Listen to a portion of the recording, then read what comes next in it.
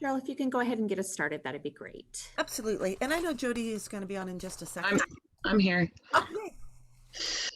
Welcome to the unconference session. What's our first session in 2021? So this is a new format for PSE and one that's based on the law of 2 feet. Attendees can choose to join or leave as you wish. This is a time for discussion, questions, and comments in a respectful way. Don't be afraid of the quiet. A conversation is meant to be organic, and the silence in the room is thinking in monologue form. So we don't try to speak over each other. If you want to speak, please use the raise hand feature or put your question in the chat box. And do you all know how to do the raised hand at the bottom of the screen? If you're on and under reactions, you can see my raised hand there. And then someone will call your name. So I'll start off with a question or two. And what was the exciting thought you had during the presentation? And that's open to anyone. There was anything there that struck you, or that you went, that's really interesting. I didn't know that before.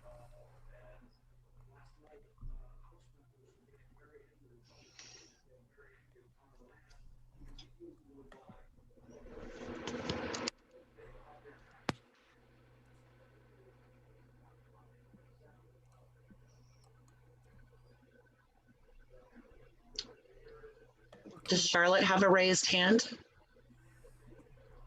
You guys were awesome. Thank you. Thank you. I knew you were awesome. I just had to say it. I didn't just learn it. Thank you, Miss Charlotte. I see in the chat box from Lori that she doesn't have a raised hand. Lori, you do have your video off, but you could actually physically raise your hand as well if you can't find the emoji, and that will work just as well. But it would require... It's not there. I must have an old Zoom thing or something. Possibly. Thank you, Tammy. I am seeing in the chat that you're saying we did a very nice job. I appreciate that. Thank you.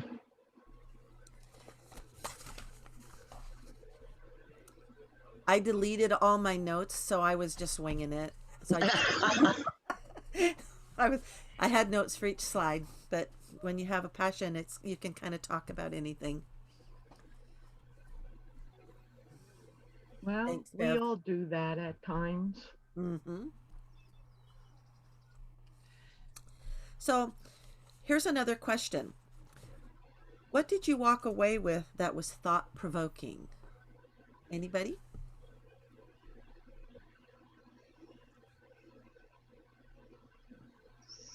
Lori?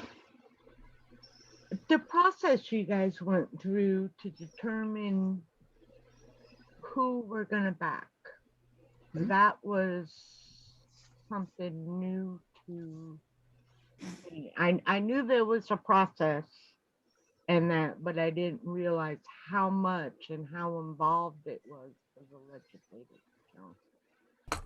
And I thank you. Well, you're welcome. Thank you. I think it's important that all of our members understand the process, so they do understand that our decision making is all about our members, period.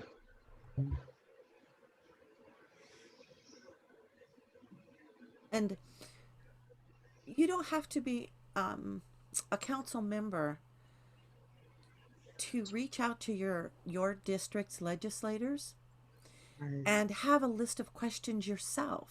Mm-hmm. You would represent yourself. We were doing it representing PSE, but an individual can do it themselves. You can have a thing of 10 questions.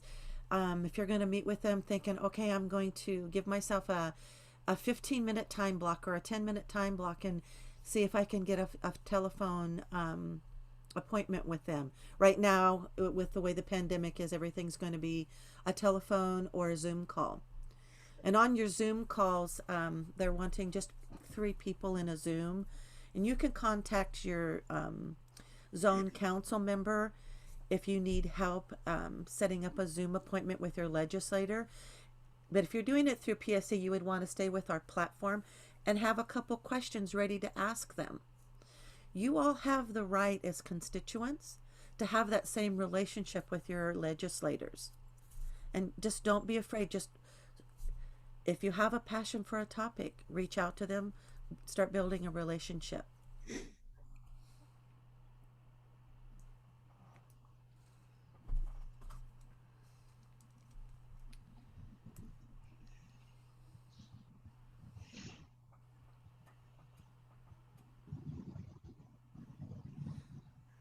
I'm not sure if you're all reading the chat. Charlotte Schindler says the participation of all members to help share the PSC legislative platform is going to be key this year. And she's very correct.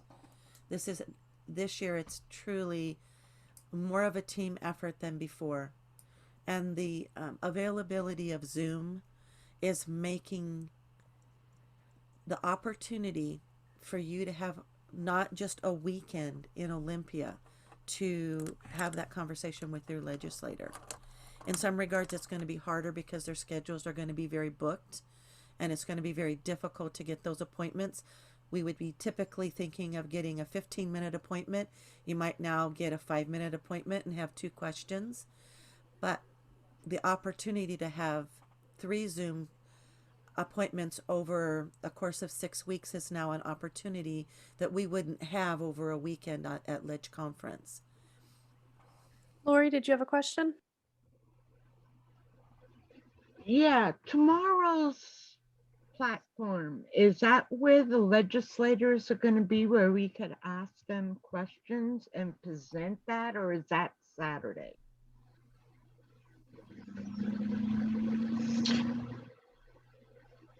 Are you talking about the open house tomorrow night? Yeah. Well, it's going to be an open house. I can't tell you that I know exactly how it's going to go. The hope is there would be some opportunity for some back and forth, and that this is a great opportunity for you as a voter, as a constituent, to hopefully be able to meet some of your own representatives from your district, and for them to meet us. I don't know, is anybody from 25 going? I mean, because that's the district I'm in. Jennifer? 25. This is a chance there's several legislators that are coming in from across the state. They're not coming from each of the different districts, but they are several coming from across the state. And this is a chance for us to hear just a short little bit about them. I believe we'll have a chance probably through Rick Chiesa to ask a couple questions. But I don't know that it's going to be open for all members to ask. It kind of depends on who's in the room with us and how many people we have. If we have a bunch of people, it could make it a little bit overwhelming for the legislators to try to listen to all the questions that would be done.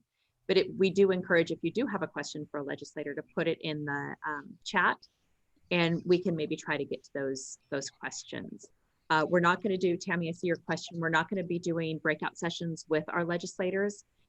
Some of them only have a couple minutes to join us. Some of them have a little bit longer. I hope that answers some of your questions. I believe this is also an opportunity for legislators to tell us what they would like to put forth in the way of education, and then to also hear our feedback on that. Mm-hmm.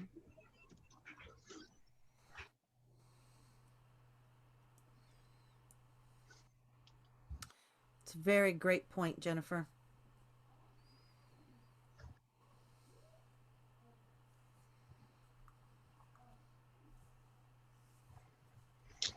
All right. The question I have is that I know where this is the legislative council for this year. Looks different. I usually go until I got sick. But so we have nothing we're bringing to our legislators this year to come on up to the ballot like we usually do every year. We do have a platform. Mhm. It's going to be a really challenging year as we're, it's a long session, but legislators aren't even going to be in Olympia most of the time. Everything's going to be virtual. We're going to have a huge issue with the budget this year after going through this pandemic. So yes, we have a platform as always in support of SEB, in support of, we're working on a custodial Bill of Rights or, work safety kind of thing. And we are involved with some other labor groups. I don't know if you were able to attend Tuesday evening session. But that's something that's in our platform. Always, we're concerned about protecting our privacy and supporting union and our union. We would really love to get funding for the 2 paraeducator training days that hasn't been funded yet. It's not a huge financial ask, but it is going to be a tricky budget year. So yes, we always have a platform, and I wish I had it to share on the screen right now. I was just looking for that very thing. I'll let you continue to talk because I think I may have a copy. Well, We do have a printed. Jennifer probably would have a copy. Well, and Jennifer is reminding us that if we just go to our portal, Rick does have an overview of the legislative platform for this year under events and legislative unconference. Mhm. And these should be no surprise. These are things that as we interviewed or met with or presented endorsement, I expect most of us took that platform with us to discuss. The government relations director for.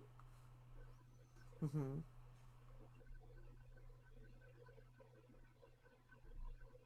I thought I heard Rick. Yeah, I thought I heard a voice. Oh, he's not talking. Okay, well, I guess we'll move forward. Rick, would you like to add anything?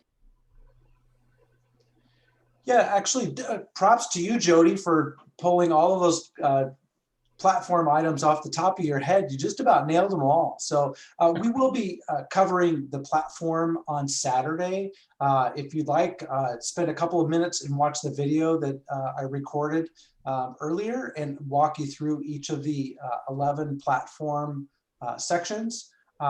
You can, and then we're going to be printing or posting a printable copy of the platform here very quickly.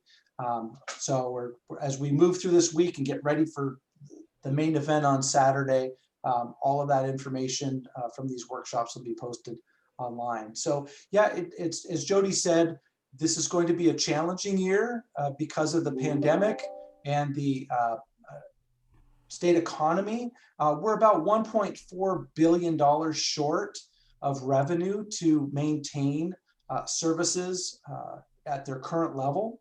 And so legislators are going to have that choice of whether to make cuts to balance the budget or raise revenue to make up the difference.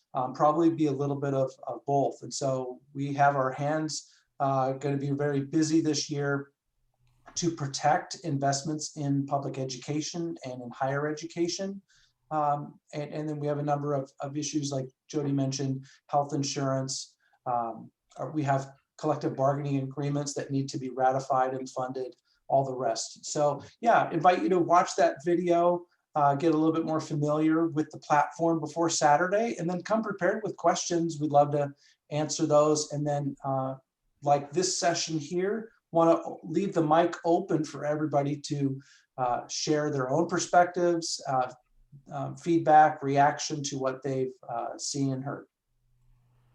Rick, there was a comment in the chat. Will we be able to get the printed version of the platform for our members? Yes. I will quickly post that to the blog tonight. We're going to have our communications department post it also right next to that video so that you've got them right next to each other.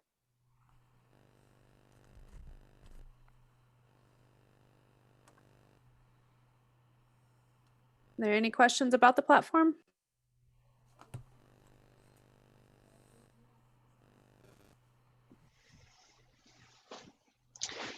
Sorry, I got off topic.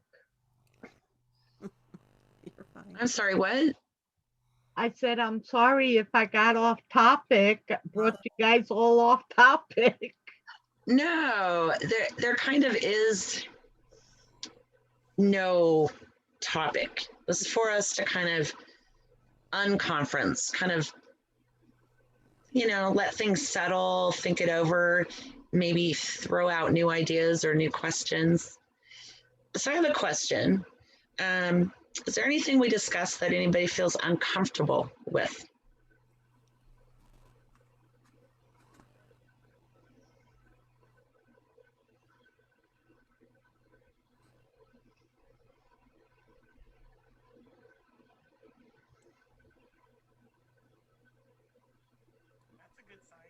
No, not really. I just feel very uncomfortable what's going on in DC. It hitting me pretty hard. It's unsettling.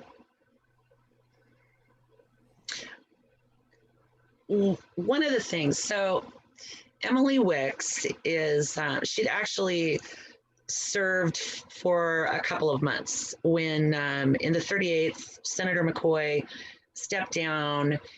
June Robinson served in Congress. She took over. Anyway, so Emily was a new candidate, but she had served for a few months.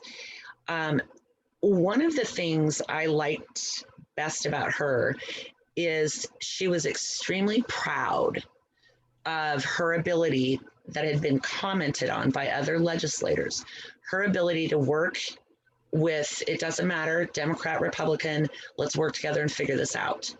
And I think in our state, we are in a much more bipartisan conversation. I think our legislators, I think we're very lucky with who we have serving in our, in Olympia on our behalf.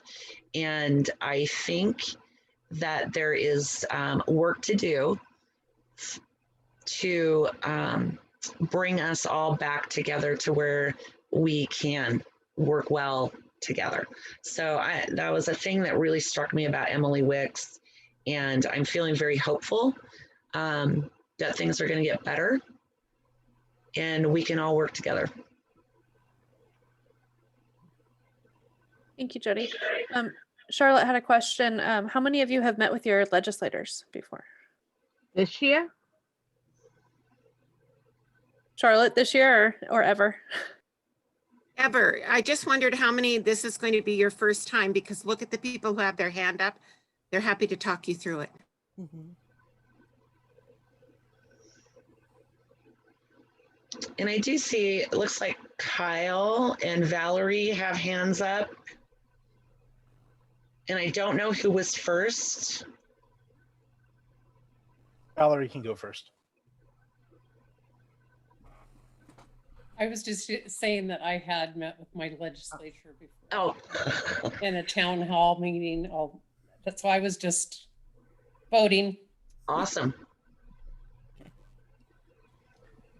So I was curious if the union has kept a record anywhere of representatives or state officials that we've backed or assisted who have either followed through on helping us with crucial legislative concerns or who have not. So we have kind of an idea of, are there, perennial untrustworthies that we already should be aware of or not? Great question.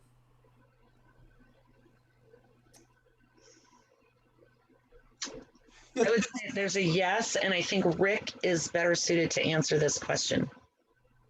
Yeah, great question. Typically, for those legislators who we have endorsed in the past, I'm not saying that they automatically get an endorsement and contribution, but it's more likely that they do than not.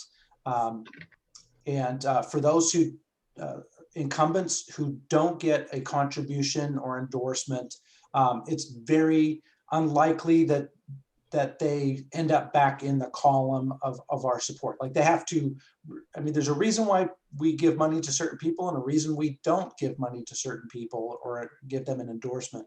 But we do go through the full roster, and this council went through the full roster. We really talked about each and every incumbent legislator and looked at every district where there was an open seat, and is there a candidate here that we think we can get behind? So we don't maintain specific roll call votes and keep a scorecard, for example. Some other organizations do that. We typically don't.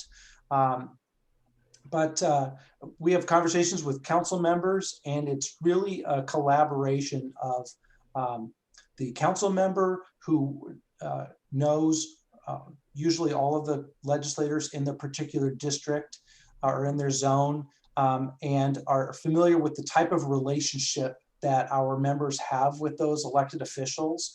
And then that gets kind of reconciled with the staff who interact with these legislators frequently during session and also during the off-session times. And I think we collaborated very well. We are usually in sync on most of these candidates. And we do talk through our past platform, were they supportive of these issues? Did they provide access to us? Were they respectful of us? Those sorts of things, the type of the criteria that we brought to these decisions. So I hope that's helpful. Rich, would you like to add on to that? A separate question? Just to add on with what Rick said, one thing Rick does when he brings his research and suggestions to the council, there are previous years where we can see how much was given to certain candidates, whether we endorsed them or not.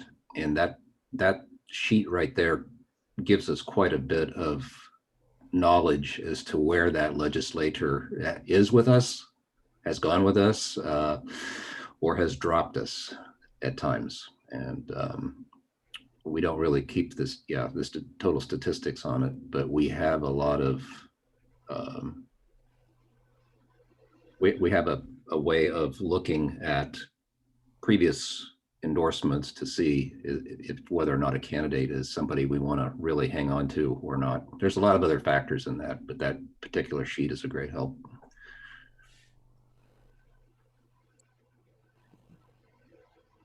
Michael, do you have a question? Yeah, I'm the president of Central Valley chapter, and I get asked a lot. It seems like every year we support more Democrats than Republicans, and I don't really know how to answer that. Why do we do that? Thank you. That was a great question. Yeah, I'll take a stab at that, Michael. So we typically, our sweet spot for PSC is about a 60-40 split between support for Democrats versus Republicans. And as you know, if you look at the balance of power in Olympia right now, and overall, as a state, how we perform electorally, it's a fairly Democratic state. Democrats have the majorities in both the House and the Senate, and in the all but one statewide elected official. So we typically lean toward endorsing incumbents because they're the ones who have demonstrated records of support on our issues. And so mostly this year, it skewed a little bit more toward Democrats because frankly, the majorities in Olympia are so strongly Democratic. And so there's just fewer Republicans to get behind. But to try and even things out, we spread our contributions a little bit more smaller for Democratic candidates. And when we supported Republicans, they got on average a little bit more of a contribution per person. So it kind of works out that way. Like I mentioned earlier, like we're an intentional bipartisan union, as Charlotte likes to say. We're all about labor, not labels. We need champions in every corner, in every part of the state to get our issues past the finish line. Susan?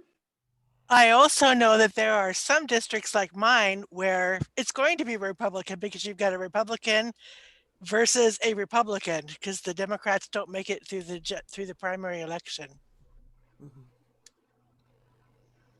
That's very right. And if we want members to be engaged in the legislative process, we have to have relationships with many Republican legislators. And honestly, there are times where not all the Democrats do what we want them to do. And it's been very helpful to have Republicans at some point provide a little bit of accountability. And so, yeah, politics makes for strange bedfellows at times.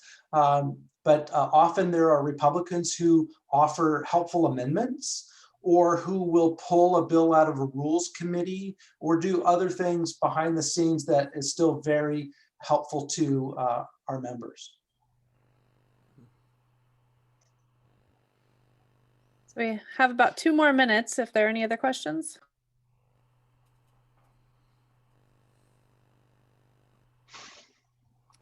I want to thank all of you on the Legislative Council. You work your heinies off and you've done a fantastic job, and you're always open to meet with members and to talk to them. And I've watched a lot of you in action, and the growth, like in Jody, is just huge. And Cheryl and I are like besties half the time now. So, but I mean, a lot of you, Cindy just had a baby. We've all watched the baby grow, and you know, it is a union family. It really is. And Brad Bodine provides all the comedy relief. Rich, well, Rich got to have this committee 3 years in a row. Can I share something? This is Susan Olson. Yes. I just wanted to say and I can't speak for every zone, but in zone 2, this was, I hope Cheryl will agree with me. I believe it was a team effort because the interviews and the delivery of endorsement checks was done by Cheryl, but also by me, the zone director, and Mike Rathbone, our membership leader, and Cheryl's assistant, Linda. And so it was nice to have it, full circle of involvement in our zone and for our members and the legislative districts that are within our.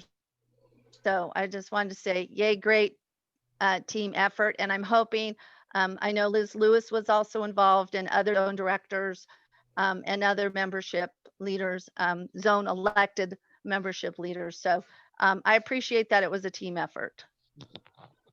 Charlotte also accompanied us to quite a few legislators giving endorsement checks as well. So it was really a blessing to have everybody involved. I agree. I would say that this year, again, thank you, Zoom. The council had an opportunity to spend so much more time together, and I have learned so much. That there's a lot of talent, a lot of really driven people that really care about the members and what we're doing and the things that are so important. And we have a great group. For me in my zone, I went alone. I've been working since March, and I'm so afraid I'm going to, contract COVID and not know it and give it to these families that we're feeding, that it was just easier for me on a personal level to be able to control just my own self and one other person outdoors. That was just, normally I would love to have several people, but it was an interesting pandemic experience.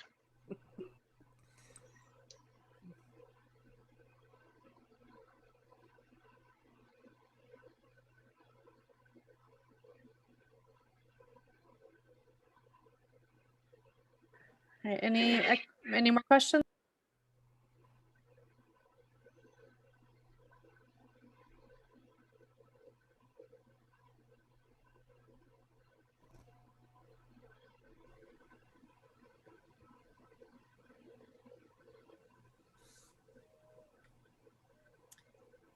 Thank you all for a great evening. We hope we see most of you back tomorrow night, if not more of you. And I hope you have a great night. Good night, everybody. Good night. Thank you. Thanks, everyone. Thank you.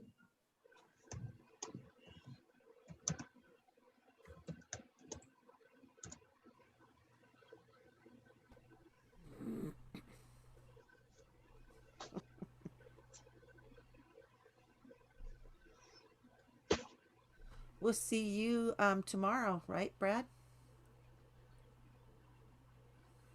Are you my taxi driver? I'm your taxi driver.